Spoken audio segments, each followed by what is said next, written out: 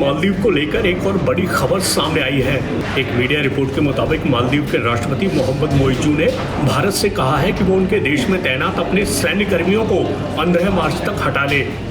Report में राष्ट्रपति कार्यालय में सार्वजनिक नीति सचिव अब्दुल्ला नाजिम इब्राहिम के हवाले से ये बात बताई गई है। इस खबर के आधार पर सवाल उठ रहा है कि क्या मालदीव ने हालिया विवाद की वजह से ये कदम उठाया है या फिर पूरी कहानी कुछ और है। चलिए आपको इस मामले के हर पहलू से रूबरू करा देते हैं। साथ ही इस सवाल को भी टटोलेंगे कि क्या मालदीव चीन के हाथों में खेल रहा है।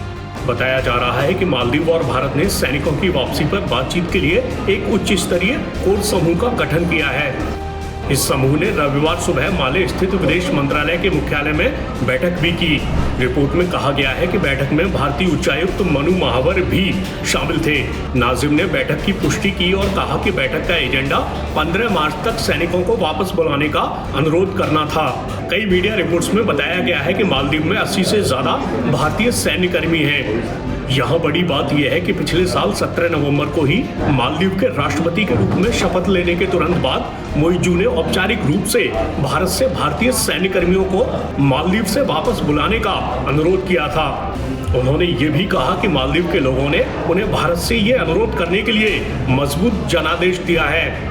बताया जा रहा है कि मालदीव भारत के साथ 100 से ज्यादा द्विपक्षीय समझौतों की भी समीक्षा कर रहा है। हालांकि अब सैनिकों की वापसी की समय सीमा तय करने से जुड़ी जो खबर आई है वो एक हालिया विवाद पैदा होने के बाद आई है। चलिए आपको जल्दी से इस विवाद के बारे में भी बता देते हैं। पिछले दिनों भारतीय प्रधानमंत्री नरेंद्र मोदी ने लक्षद्वीप का दौरा किया था।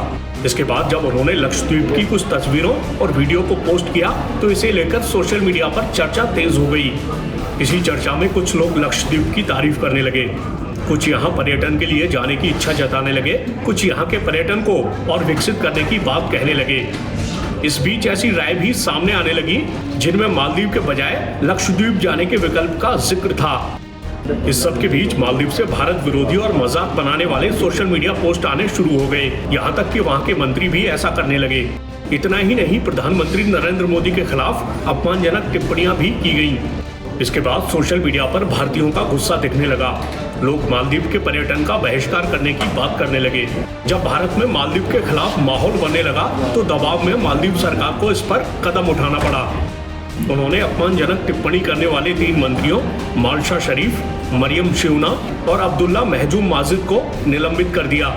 सरकार ने इन मंत्रियों की टिप्पणियों से किनारा करते हुए कहा कि ये उनकी व्यक्तिगत राय है और वो सरकार के विचारों का प्रतिनिधित्व नहीं करती। उधर चीन के अपने हालिया दौरे के वक्त मोइज़ू ने मालदीव को चीन के करीब लाने की कोशिश की। चीन से लौटने के बाद मोइज़ू ने ऐसा बयान दिया जिसे परोक्ष रूप से भारत पर हमला माना जा रहा है।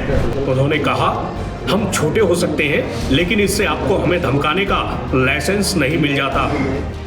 उन्होंने भारत पर देश की निर्भरता को कम करने की योजनाओं की भी घोषणा की, जिसमें अन्य देशों से जरूरी खाद्य वस्तुओं, दवाओं और उपभोग की अन्य सामग्रियों का आयात सुनिश्चित करना शामिल है। उन्होंने कहा, हम एक स्वतंत्र और संप्रभु देश हैं। उन्होंने कहा कि किसी भी देश को अन्य देश के घरेलू मामलों को प्रभावित करने का अधिकार नहीं है, चाहे उसका आकार कुछ भी हो। ऐसे में इस बात पर निगाहें बनी हुई हैं कि भारत और मालदीव के रिश्ते अब किस दिशा में जाएंगे।